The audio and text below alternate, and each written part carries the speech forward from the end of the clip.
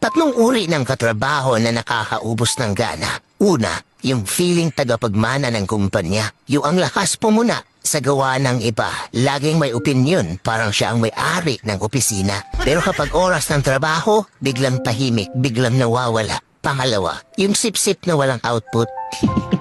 Kasi bakit? Hindi magaling sa trabaho pero magaling sa boss. Alam ang trip ng amo, alam ang oras ng break niya, pero hindi alam tapusin ang task niya. At minsan siya pa ang napupromote. Mas nakakapagod ang sip-sip kaysa overtime sa totoo lang. Pangatlo, yung pabigat na laging may dahilan. Laging late, laging may dahilan, laging may problema. Ikaw ang sumasalo sa trabaho niya, ikaw ang nag-aayos, ikaw ang nauubos. Kaya kung pakiramdam mo, pagod ka na agad kahit kakapasok mo pa lang, hindi ka tamad.